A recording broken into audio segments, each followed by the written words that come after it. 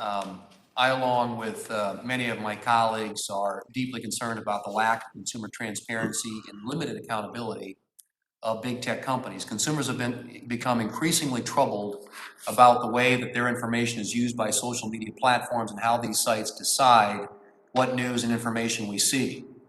Because of the secrecy with which platforms protect their algorithms and content moderation practices, which largely has been and continues to be a black box, consumers have little or no idea how the information they see has been shaped by the sites that they're visiting.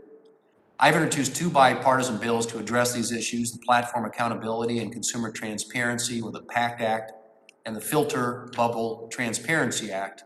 The PACT Act would increase transparency around the content moderation process and provide consumers more due process when a platform like Facebook removes a post. And the Filter Bubble Transparency Act would give consumers the option to engage with internet platforms without being manipulated by opaque algorithms. And I'd like to, Ms. Davis, just very briefly discuss those with you today.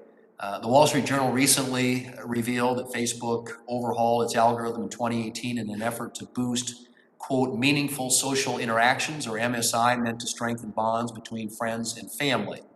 Instead, the overhauled algorithm rewarded outrage and sensationalism, making Facebook's platform an angrier place. Mr. Zuckerberg reportedly resisted proposed fixes because he was worried it would hurt Facebook's objective to engage more with Facebook. Ms. Davis, should consumers be able to use Facebook and Instagram without being manipulated by algorithms designed to keep them engaged on the platform?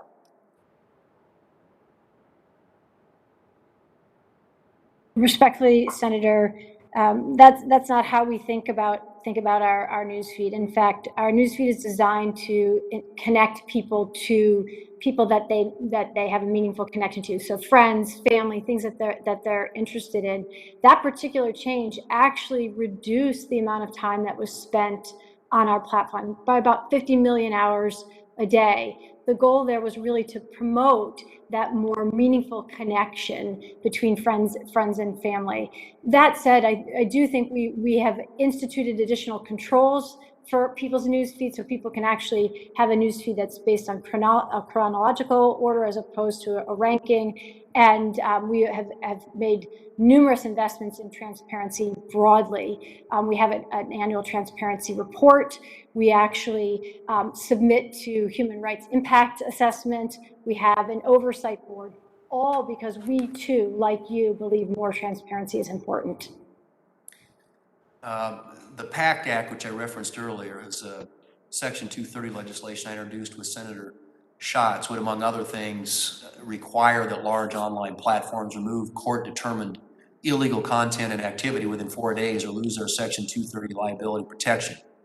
Do you believe that Facebook and other large internet platforms should remove content that has been found by a court to be illegal? Certainly, Senator. We have policies against illegal activity on our platform and illegal content. There's a study published in the proceedings of the National Academy of Sciences way back in 2014 that revealed that Facebook had conducted a massive experiment of 700,000 users on its platform that found, and I quote, emotional states can be transferred to others via emotional contagion, leading people to experience the same emotions without their awareness, end quote.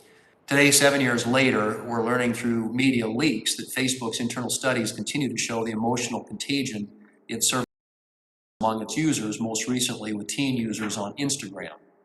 What do you think should be done to make users and the public more aware of the emotional contagion that occurs on Facebook and Instagram, and what can be done to counter-program against emotional contagion on Facebook and Instagram? Thank you, Senator. I really appreciate that very thoughtful question. In fact, the research that we did wasn't exactly about emotional contagion. Nonetheless, the recent research really identified areas where we could actually improve our products. So, for example, we saw that young people indicated that when they saw uplifting content or inspiring content, that could move them away from some of the issues that they are struggling with. And so one of the things that we're looking at is something called nudges, where we would actually nudge somebody who we saw maybe potentially rabbit holing down content toward more uplifting or inspiring content to break that that what you're referring to as sort of contagion.